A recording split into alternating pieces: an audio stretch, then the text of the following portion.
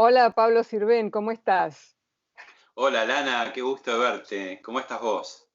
Igualmente, sos una de las personas más ocupadas que existe en esta cuarentena, así que te agradezco mucho por este tiempo que me regalaste. No, por favor, siempre es un gusto hablar con vos y estar conectados. Siempre estamos en la red, en la web, estamos todos conectados, pero bueno, más lindo cara a cara. Exactamente, bueno, voy a hacer una presentación formal.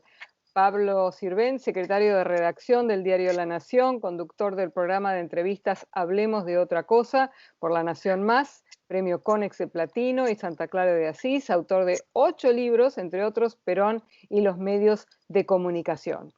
Bueno, ahora sí, ahora que ya hice la presentación porque tengo gente que no es argentina y por ahí no sabe quiénes son. Bueno, tenemos que empezar, hay que sacar del medio esto.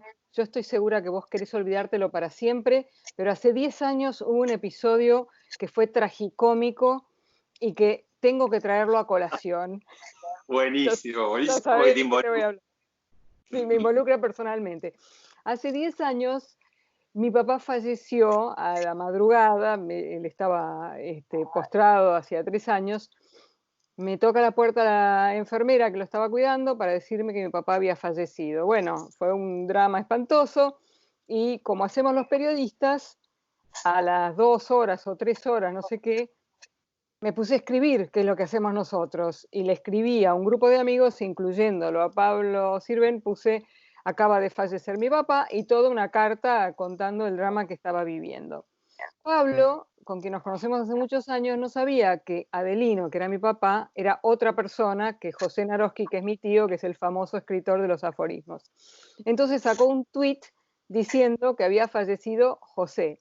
Y se armó bueno, José hoy en día, con quien hablé el pasado sábado, tiene 95 años y sigue vivito y coleando, pero contá desde tu perspectiva lo que fue ese momento que te digo, que yo te lo agradezco, porque cuando nos enteramos con mi mamá fue lo único que nos hizo reír el entuerto ese en una circunstancia tan trágica, y en realidad pensamos que había sido mi papá, que era un gran bromista, el que armó todo eso para que saliera así.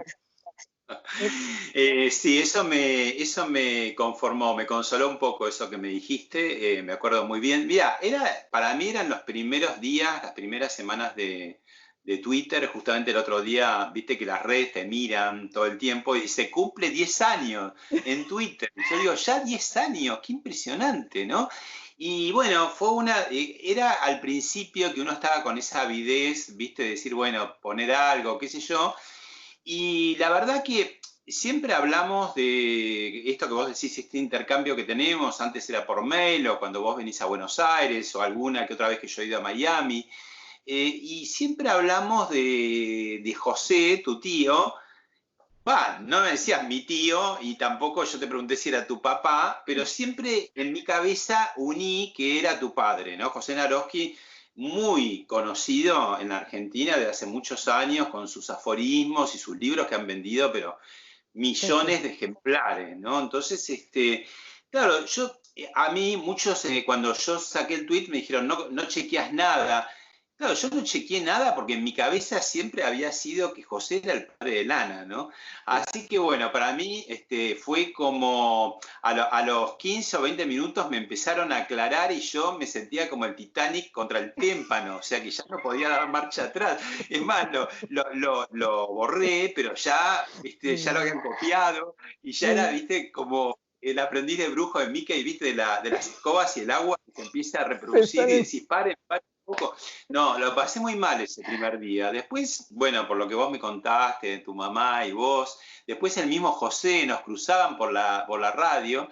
Y una cosa que pasa en La Nación, el diario que yo trabajo y que muchas veces se preparan necrológicas de personas conocidas para que no te sorprenda a último momento, ¿no? Y yo siempre digo, y esto está comprobado, cada vez que hemos hecho, yo tengo alguna escrita, no voy a decir por elegancia de quiénes, les tiramos la vida inmediatamente, o sea, es una persona que ni bien está muy mal, ¿no? Y en La Nación empezamos a escribir y empieza a mejorar o muere, no sé, 8 meses después, o muere 2 años después, o, dato de humor negro, a veces muere el periodista antes que el señor de la necro, ¿viste?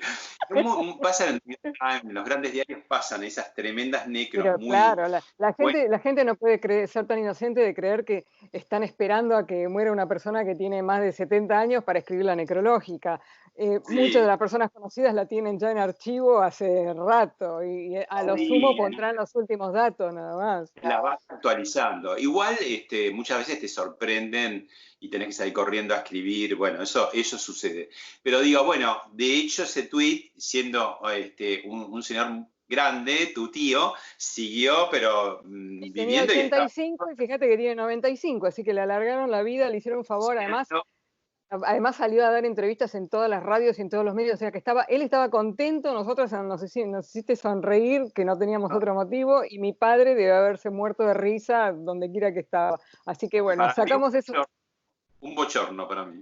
No, me imagino, pero no podía evitar mencionarlos. Bueno, Muy eh, simpático. estás haciendo, hablemos de otra cosa. Yo acá, cara dura, entrevistando al gran entrevistador, Pablo Sirven, que haces esto todo el tiempo con personajes increíbles. ¿Te sorprendiste del éxito que tiene el programa?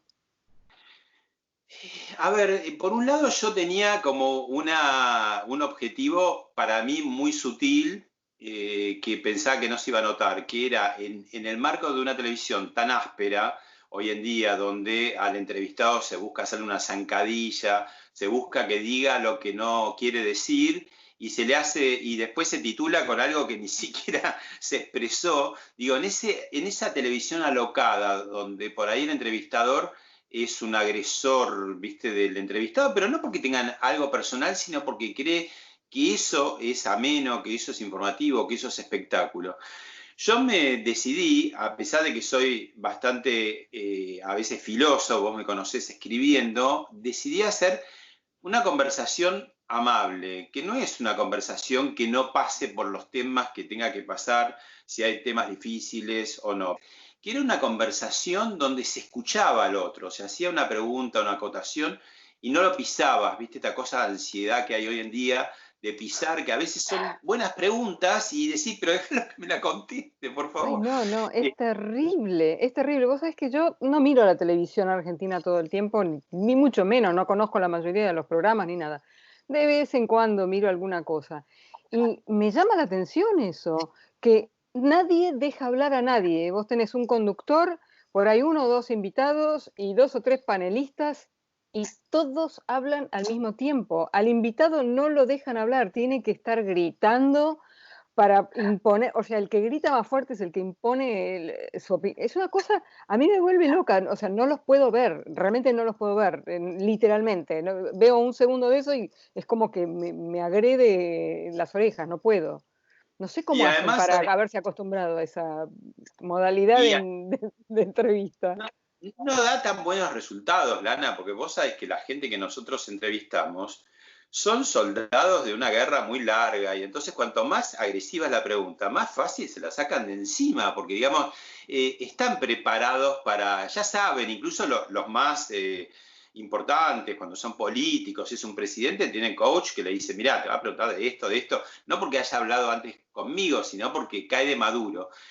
En cambio, cuando vas en una conversación, por eso yo digo, no un interrogatorio, sino una conversación de una sobremesa, casi, viste, cuando terminaste de comer con amigos y empezás a charlar, y de pronto ahí es donde se dan a veces revelaciones inesperadas. Y si no se dan, no se dan, pero de pronto hay cosas filosóficas o algunos momentos, viste, de sensibilidad. Me ha pasado con varios ¿Que se han puesto a entrevistados llorar por ahí?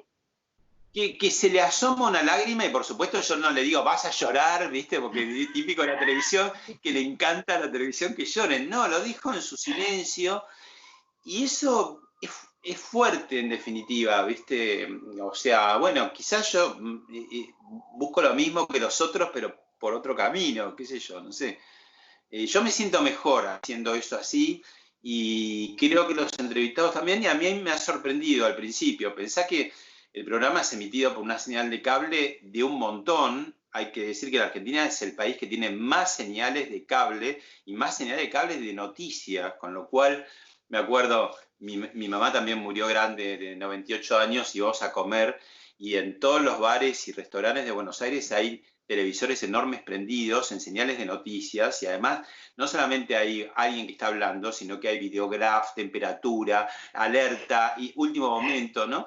Y mi mamá comiendo despacio me decía, ¿qué de cosas que pasan en este país, ¿no? Y yo digo, no, no pasan tantas cosas, lo que pasa es que la televisión, pum, pum, pum, Te pum, viste, te tira. bombardea.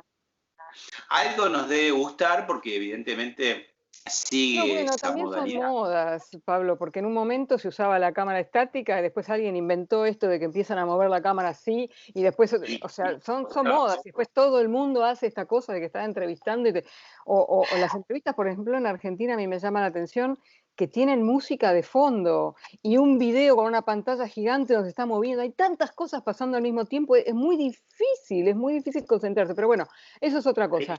Eh, me parece que lo que sucede es que tanto los productores como los conductores o los periodistas no están creyendo a ver, en el poder de la palabra, ¿viste? En el poder de la palabra de vos como entrevistador y en el poder de la palabra del entrevistado. Bueno, en una de esas fallaste, erraste en quién invitaste, en una de esas puede ser, o erraste en que yo soy mal entrevistador, pero esta cantidad de cosas que se ponen es señal de inseguridad de que lo que es el meollo de la cuestión no es importante. Y lo importante es el meollo de la cuestión, es decir, la entrevista.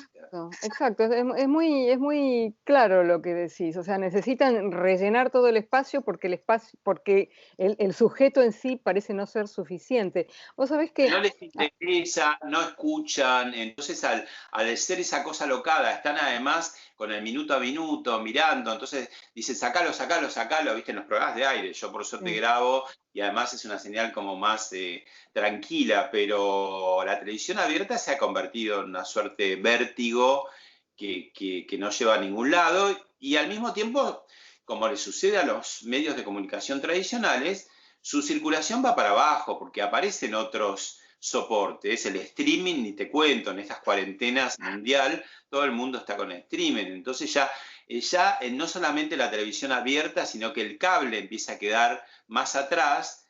A ver, yo digo siempre que desde que apareció el hombre y la mujer sobre la faz de la Tierra, el día tiene 24 horas. Antes, cuando estabas en la época de las cavernas, 24 horas te sobraban, era como un siglo. A medida que se van agregando cosas de la vida moderna y estos dispositivos y medios y que tenés que salir a laburar y vas a entrenar y tenés que leer un libro y tenés tu familia, todo se reparte en esas mismas 24 horas. Entonces, lógicamente, que cuando emerge un nuevo medio, viste, como es el streaming, o las redes sociales, ahora el TikTok, que está como loco todos los chicos y nosotros los que somos veteranos asomándonos a ver qué, a punto de hacer un papelón en cualquier momento. no cuentes conmigo con el TikTok, no lo entiendo, soy de otra generación, soy anciana, un dinosaurio para el TikTok, no. Pero a mí me llama la atención, ¿sabes qué?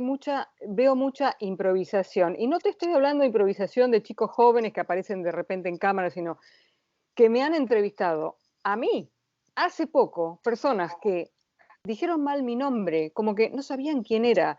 Me presentaron con datos que no eran certeros, o sea, como diciendo, sí, porque vos presentaste algo ayer no, o sea, estas cosas me llaman la atención porque para mí, según mi escuela de periodismo, antes de hacer una entrevista, yo tengo que saber más del entrevistado que el entrevistado mismo, porque si no, la entrevista nunca va a salir bien. ¿Cómo preparas vos tus entrevistas para que salgan bien?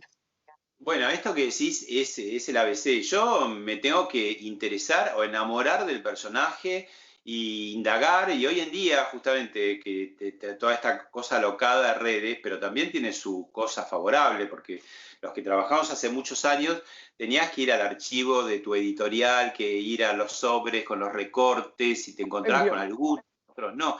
Hoy abrís Google y tenés toda la vida de la persona que vas a entrevistar como quieras, en video, en notas escritas, en audio.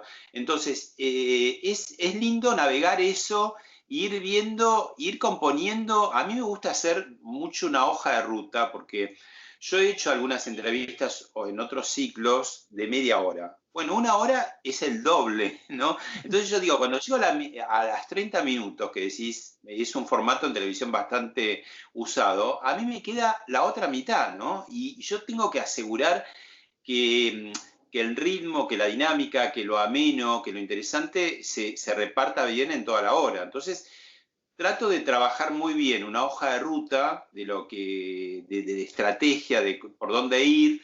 Le digo al entrevistado, mirá, hay temas, no te adelantes, porque yo te voy a ir preguntando. Vos andá contestando muy relajadamente lo que te voy preguntando, pero no te adelantes porque también hace a ver, después se puede editar, como vos decís, pero lo importante es, yo trato de grabar a veces sin parar, que sea como un vivo, porque ahí también están un poco los latidos, las respiraciones naturales de un ritmo normal, ¿viste? Si vos lo compaginás todo, bueno, se pierde. Entonces, yo al asegurarme tener esa hoja de ruta, puedo después relajarme durante la grabación y estar muy abierto a lo que la otra persona me tira, porque digamos, no tendría sentido que yo tuviera como un libreto rígido y que no estuviera atento a lo que dice el otro. Entonces yo ya arranco como muy tranquilo de que sé que si no me va a tirar nada, que en realidad, mirá, ya llevo más de 100 entrevistas en este ciclo y la verdad que todos han sido, te diría, 99%, alguno que otro, por ahí lo tenés que remar, pero si está bien preparado lo podés remar. Y en otros casos, bueno, te tira mucho más la otra persona y entonces vos vas barajando eso y es una delicia para uno y para el que escucha también, porque se da cuenta de esto que vos decís, ¿no? Que hubo un trabajo previo. Esto que cuando te hacen una nota no saben tu nombre, no saben si lo que hiciste lo hiciste ayer o hace 10 años, es un completo desinterés hacia vos, pero es hacia ellos mismos, porque para vos van a ser 10 minutos, media hora, pero para el que lo hace así todos los días, digo, le va a pasar la vida y va a decir, no sé qué hice, ¿viste? Porque no te Bueno, por metiste ahí en no el... se lo plantean, no sé cómo es la cosa, pero a mí me ha pasado de todo, me ha pasado, por ejemplo, que me hagan la misma pregunta 2 veces. O sea, obviamente la primera vez no me escucharon, ¿entendés? No sé, ¿y cómo entraste en este negocio? No me acuerdo, o sea, cuál era la pregunta, no sé qué, pasan 10 minutos de entrevista, dice, ¿y cómo entraste en este negocio?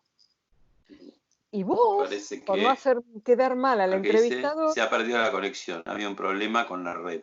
uy, yo te veo, No sé si vos me escuchás, pero se perdió. A ver, ¿ahora? yo te escucho ¿Ahora? ¿Me escuchás? perfectamente, no te perdí nunca. Se me ha perdido. Bueno. Bueno, la encontramos, qué suerte. Sí, me Este, decías que te hacen la misma pregunta, claro, me dos hicieron la veces, misma perdón. pregunta 2 veces dentro o sea, evidentemente no me estaban escuchando, estaban pensando en, uy, cuando vuelva a casa voy a comer pizza, voy a comer milanesa, no sé, porque no me estaban Sí, sí. escuchando. La cucaracha, acá le llamamos la cucaracha que te hablan, viste, Sí, por el auricular, y entonces está el productor, y bueno, una locura. Por suerte yo eso no lo tengo. bueno, qué suerte. Hay una cierta degradación en la cultura argentina en general, me parece a mí, ¿no? En la educación, en lo que hablábamos del periodismo, en todo. Y lo que noto, por ejemplo, en los medios es mucha vulgaridad, mucha agresividad. ¿Vos pensás que es posible revertir este proceso? Y si pensás que es posible, ¿cuánto tiempo llevaría? Mirá, lo que pasa que vos conocés muy bien los medios, Lana, y los medios de comunicación son una suerte de espejo de la sociedad en la que están.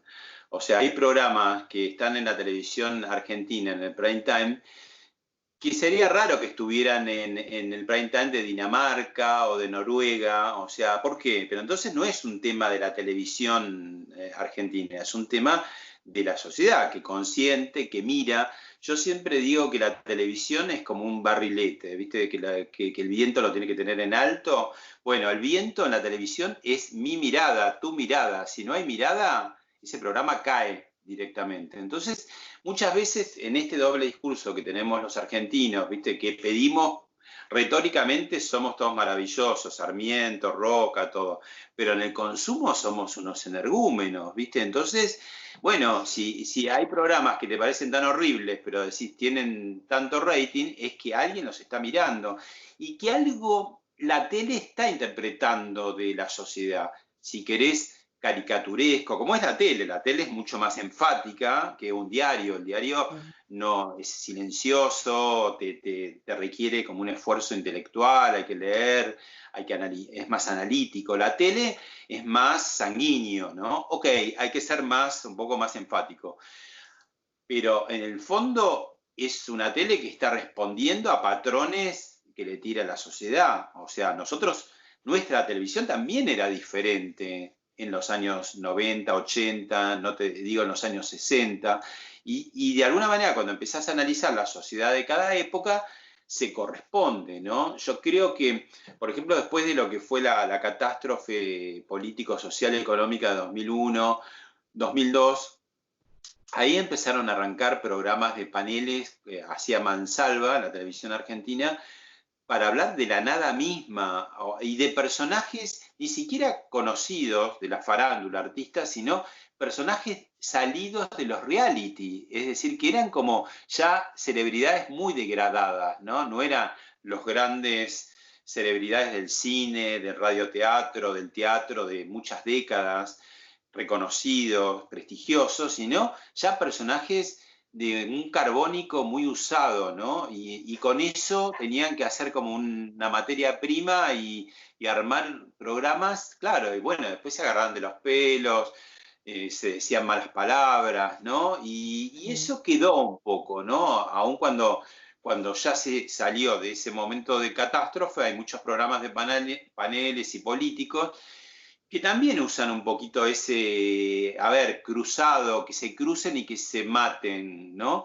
Y yo creo lo peor es que los políticos también han tomado para sí mismos, para hacer política, esa forma, porque hablan de esa manera. De pronto puede ser, viste, no sé, el viernes pasado en uno de los anuncios de extensión de la cuarentena en la zona de la capital federal de la Argentina y los alrededores, hubo una cosa muy buena que no es muy común de los gobiernos peronistas, que el presidente Alberto Fernández se rodeó del gobernador de la provincia de Buenos Aires, que es de su propio partido, pero al otro lado tenía al jefe de gobierno de la ciudad de Buenos Aires, que es del partido opositor. No era la primera vez, pero lo había dejado de hacer. Bueno, eso es una muy buena señal.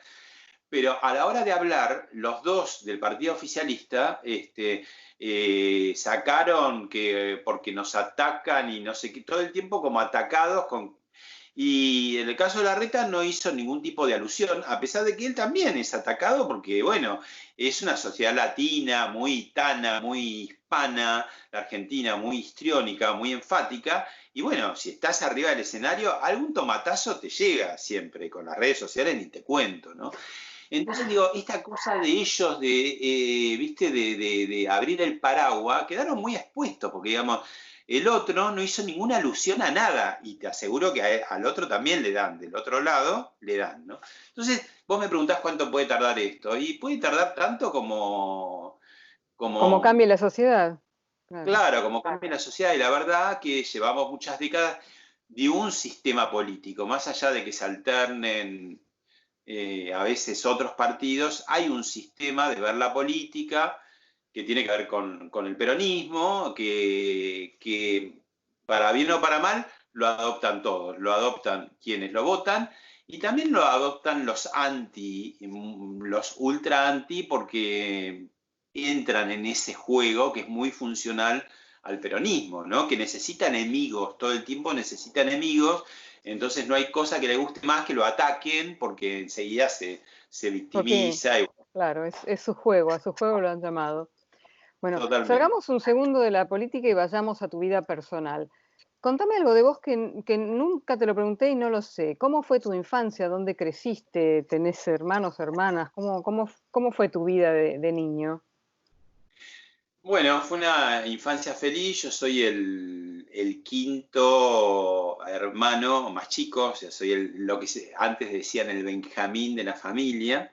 Siempre viví, digamos, te diría que a 10, 20 cuadras a la redonda, a los 60 años, aunque me he mudado varias veces en Buenos Aires, y lo máximo que he estado fuera del país fue una beca que hice en el año 80, redondo 1980, tenía 23 años, en la Facultad de Ciencias de la Comunicación de la Universidad de Navarra, que bueno, tuve una beca ahí 6 meses, después me quedé un mes más en España, pero bueno, mi vida siempre ha sido muy, muy porteña, ¿no? Qué bárbaro, o sea, te escuchaba y pensaba, no lo puedo creer, porque mi vida ha sido por todos lados. ¿Cuándo fue que te diste cuenta que querías ser periodista o fue que la vida te llevó a esa circunstancia? A los 14 años, yo estaba en segundo año del Nacional, Sarmiento, y ahí dije, voy a ser periodista, ¿no? Y tardé, bueno, tuve que terminar el secundario, pero terminé el secundario, empecé a estudiar periodismo y inmediatamente a los 2 meses de estudiar periodismo empecé a trabajar. Año complicado, porque era el año 1976, que fue la principal ruptura La de democracia. democracia, golpe de Estado y la dictadura militar más fuerte que hubo, ¿no?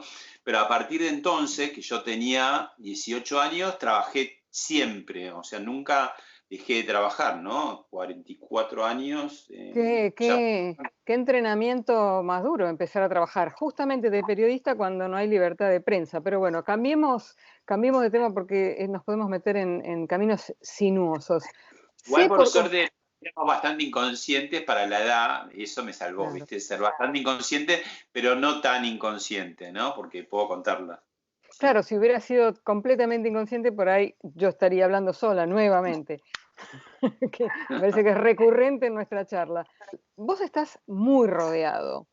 No solamente tenés una esposa, sino que tenés 4 hijas. O sea, estás rodeado de 5 mujeres. ¿Cómo es ser esa minoría en una casa que, bueno, ya están grandes ahora y todo, pero cómo fue esa crianza de 4 mujeres más una esposa? 5 mujeres contra uno.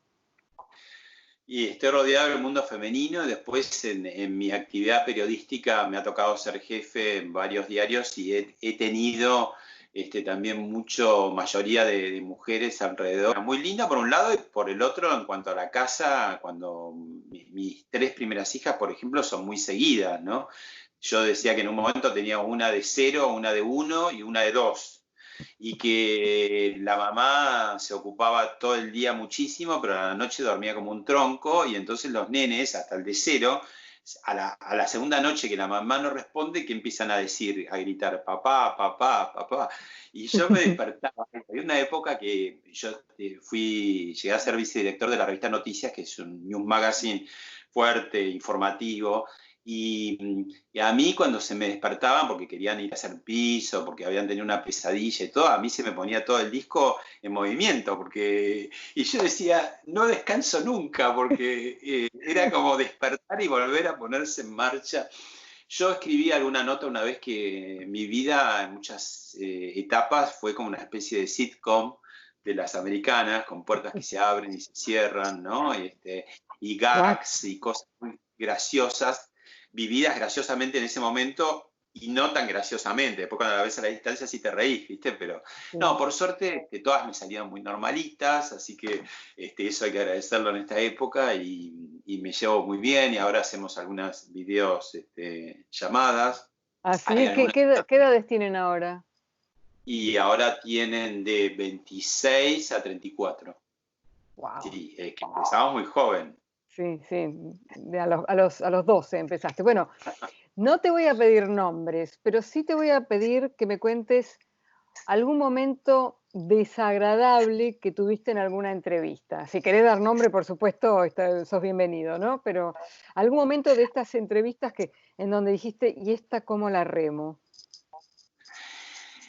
A ver, no, desagradable del todo, no, pero por ejemplo, le hice una entrevista a Mike Ambigorena, que es un gran actor y que está en Cabaret haciendo con Florencia Peña, y yo no sé si venía de la siesta o qué sé yo, pero él, que es naturalmente muy gracioso, estaba como poco colaborador, ¿viste? Entonces la tenía que remar más, ¿no? Y otra vez me tocó también otra entrevista que era a 2 personas, que tiene su dificultad cuando tenés dos, porque bueno, no te podés concentrar tanto en una y a veces estás pensando, bueno, ya habló mucho esta, entonces le tengo que dar la otra y a veces eso no se da tanto, ¿no? Que fue Vera Spinetta y Agustina Macri, la hija del expresidente, cuando estaban ambas, una era la protagonista de una película La y vi. Agustina directora, que sí, que es de una chica que terminó en la guerrilla italiana, una chica de Barrio Norte, de la zona donde yo vivo, que terminó muy malograda. Muy interesante la película. Y ellas estaban un poco más, a veces más cómplices entre ellas y menos conectadas con la entrevista. Ahí es cuando, viste, vos decís, bueno, te tenés que blindar como para salir adelante y que no se note, ¿no? Pero no, muy desagradable no. Me acuerdo, por ejemplo, una cosa divertida que me pasó, que fue agradable, que una vez llamé a la casa a Jorge Luis Borges, ¿no? Y yo tendría 20 y pocos, ¿viste? Entonces le dije que quería hacerle una nota. Y entonces él primero atendió él el teléfono, lo cual me cohibió, porque digo, bueno, no tiene secretarios, no tiene nada. Él mismo atiende el teléfono. Y cuando yo le pido la entrevista me dice, bueno, el martes a las 10 de la mañana en Maipú, no sé cuánto, donde vivía él, lo espero. Y yo me quedé en silencio, pues digo. Y entonces él, con esa ironía elegante que tenía, me dice, veo que no lo hace muy feliz que lo pueda recibir. Y yo, claro, claro, porque el tipo quedó, viste, yo me había quedado como petrificado, porque digo, pensando que iba a ser más difícil o qué sé yo, ¿no? Después me recibió bárbaro y todo. Y me acuerdo, así, muy al principio, por poca experiencia, era plena dictadura militar hace poco, me mandaron a hacer una nota como político, los políticos estaban en receso, y me recibió Alfonsín, y yo creo que no supe hacerle más que dos preguntas y duró 10 minutos. O sea, él puso como onda, pero hasta ahí tampoco, porque no me ayudó mucho. Después lo fui a ver a Oscar Allende, que fue otro gran dirigente de la izquierda, y fue mucho más colaborador. Pero bueno, lo de colaborador es una cosa que uno pide, pero tampoco tiene obligación. Después me encontré de vuelta con Alfonsín ya cuando era presidente, y yo estaba a cargo de un congreso de periodistas en Buenos Aires y él vino a inaugurarlo y bueno, yo decía, mirá cómo son las cosas del tiempo, ¿no? Ahora que es el presidente y el presidente de la transición tan importante en la historia de la democracia argentina, que yo no había sabido cómo mantener esa conversación, ¿no? Y ahora te puedo mantener cualquier conversación 2 horas hasta con una piedra, ¿no? Bueno, pero eso te lo da la experiencia. Estoy viendo con mucha preocupación, Pablo, cómo están intentando coartar las libertades individuales, la libertad de expresión, la libertad de prensa en la actualidad en Argentina. Eh, ¿Cómo ves este tema? Mira, yo escribí a los 25 años, que es producto de una tesis que hice justamente en la Universidad de Navarra, que yo tomé el tema de prensa y autoritarismos, era justo año 80, todavía era la dictadura militar, y tomé mucho el caso argentino del peronismo, ¿no? Y cuando yo lo publiqué en el año 84, era plena primavera alfonsinista, hacía un año que estaba Alfonsín, y parecía que todo aquello que había reconstruido, visité mucho las hemerotecas, pude entrevistar a varios sobrevivientes entonces del primer peronismo de los años 40 y 50, parecía que quedaba atrás. Eso porque venía como la renovación peronista, que iba a ser como más abierta. Habían perdido las elecciones y eso era como un primer golpe para bajarles un poco el copete. Y la verdad que después cuando volvió el peronismo con Carlos Menem hubo situaciones, pero las libertades había. Yo me acuerdo, estaba en la revista Noticias le pegaba como en la guerra a Menem, y me acuerdo, por ejemplo, un verano en Pinamar, él estaba en el link de un golf, y yo me acerqué y me presenté como en la revista Noticias, y él muy amablemente, era muy seductor, Menem, no hace Sí. falta decirlo, me atendió perfecto, y después me dio una entrevista. Pero bueno, después a partir del kirchnerismo, me parece que el kirchnerismo toma un poco todo lo peor del primer peronismo en cuanto a como el maltrato hacia la oposición.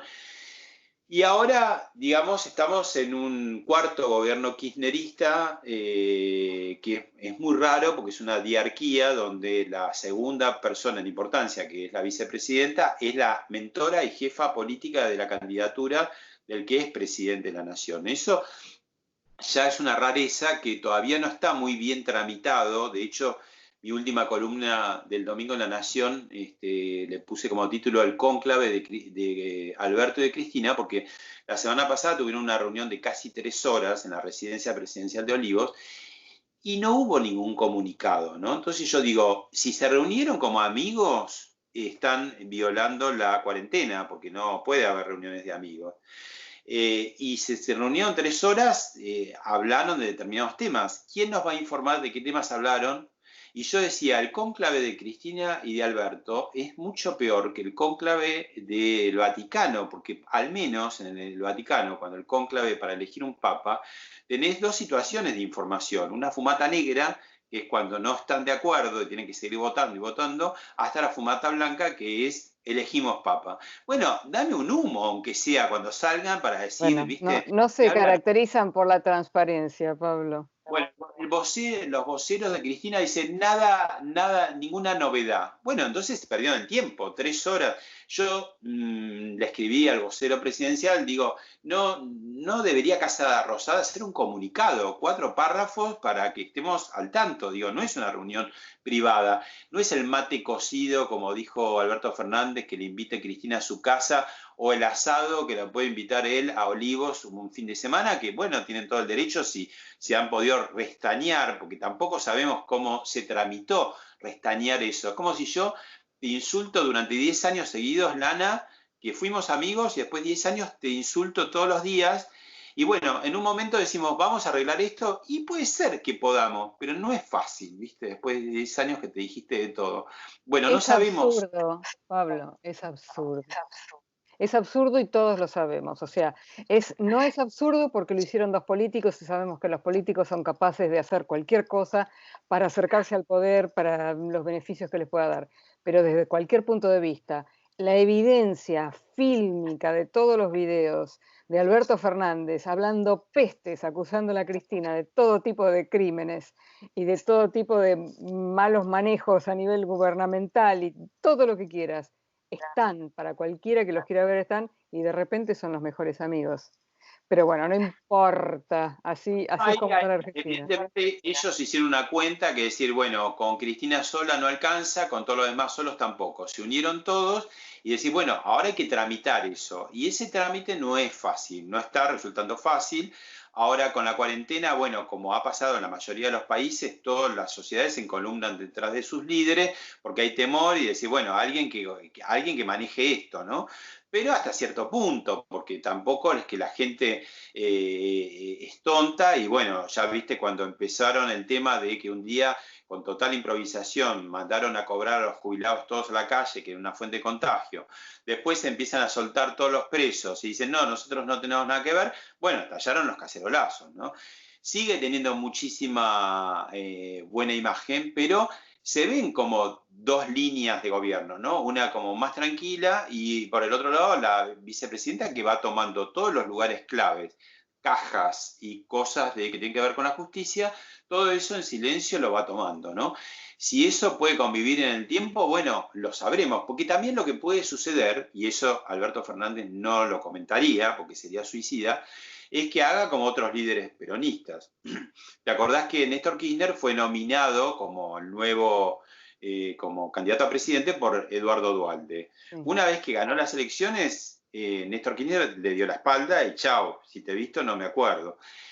Por eso siempre se dice medio en chiste que el peronismo es el único partido en el mundo que tiene un día para festejar el Día de la Lealtad, porque todos los otros 364 días son de traición. Es decir, yo para ser líder tengo que desbancar al anterior. Bueno, en el caso de Alberto Fernández, tiene una líder que está viva y muy viva. El único antecedente que tenemos de una situación así, nos tenemos que remontar al año 73, te acordarás, Lana, Héctor J. Cámpora, que era el delegado personal de Perón, como Perón estaba prohibido por la dictadura de ese momento, la NUCE, de participar en las elecciones, lo puso a su delegado. Bueno, duró 49 días en el poder. Es otra época, son distintas situaciones. Frente de todos hay más personajes. Está Sergio Massa, que también en su momento se cansó de decir pestes contra Cristina. Si yo soy presidente, ella va presa, dijo. Bueno, Palabra entonces más, uno palabra menos. tiene que decir, yo no sé si tienen, digamos, las espaldas para hacerlo, pero uno diría, bueno, una de las alternativas es que en algún punto puedan ir corriéndola, si esa es la intención, porque digo, si no, nunca él va a ser realmente el dueño del poder, ¿no? Y eso en cualquier político debe estar trabajando esa situación, pero por el otro lado tenés que tener espalda, ¿no? Porque enfrente tenés una persona realmente muy inteligente en su estrategia política. Eso hay que reconocérselo a Cristina Fernández de Kirchner, ¿no? Te pido, pero muy cortito porque nos pasamos del tiempo que teníamos establecido, te pido que me cuentes que tenés que tener algún papelón periodístico. Yo hace poco hablaba con una periodista que le hice una entrevista que todavía no publiqué y conté un papelón periodístico mío tremendo, dos conté en realidad. Algo que te acuerdes, alguna así, papelón. Bueno, además del que empezamos de Naroski, que fue un papelón, yo me acuerdo en los años 90, un programa, no me acuerdo ahora cuál era, un programa de comedia. Yo hacía crítica de televisión, de los programas de televisión. Y critiqué mucho al libretista de un programa de comedias y lo habían cambiado, ¿no? Había otro. Y entonces a lo ponderé mucho. ¿Vos podés creer, Lana, que era el mismo que tenía seudónimo? Es decir, que yo en un esto para que vean la arbitrariedad de los críticos, ¿no? O bueno, por ahí el tipo mejoró, qué sé yo, pero no me acuerdo, te digo, lo debo haber borrado, porque no habla bien de mí, pero era la misma persona, es decir, el mismo programa que había cambiado solo nominalmente el nombre del libretista, pero que era la misma persona. Era la misma persona, o sea, este es buenísimo, este es malísimo y es el mismo. Quizás a favor mío, al cambiar con el nombre, el seudónimo, él se sintió otra persona e lo hizo mejor, qué sé yo. No No sé qué sabemos, decir. pero bueno. Bueno, pero me alegro que no sos una persona perfecta por admisión propia también, porque la verdad que haces tantas cosas, escribís libros. Errores son tantos, viste, que por suerte ahora en online, viste, cuando tenés un error en papel, podés rápido llamar y decir, che, cambien esto, y entonces la versión que queda en online va a estar corregido, viste, pero en No, y papel, con las redes yo digo, sociales que a veces uno pone cosas con un error bueno, pero ortográfico o cosas por así, no, y que en Twitter no lo puedes arreglar, ¿viste?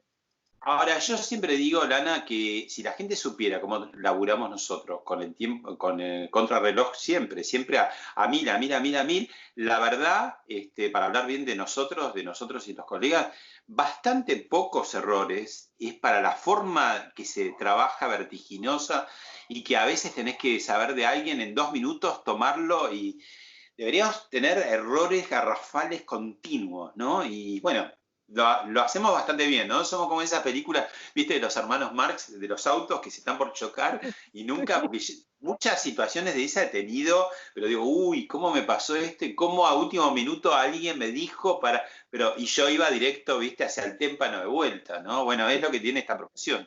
Sí, bueno, bastante bien venimos haciéndola. Te digo, te despido con una anécdota mía cuando yo conducía el noticiero de Telemundo en Estados Unidos, el noticiero nacional, y estaba saliendo, no sé, qué sé yo, una nave espacial de Cabo Cañaveral, y yo salí al aire, teníamos 16 millones de personas que nos miraban, y dije, Cago Cañaveral.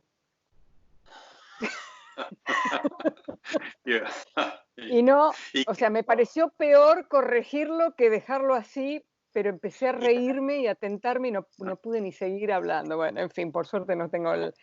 La gracia es que en ese momento no sé si estarían los videos, porque ahora te lo repiten todas las semanas. Si tenés un error No, en así, ese momento no, nadie tenía el video, nadie. Ahora estaría, pero circulando, ¿sabes? Como ahí con mi cañaveral. Pablo, un placer siempre, te quiero mucho, te Igual, admiro mucho, seguí trabajando, cuídate mucho en esta pandemia y cuarentena, y bueno, y bien. volvemos a hablarnos. Muchas gracias, un beso grande. Gracias por este gran momento, gracias. Gracias a vos. Gracias.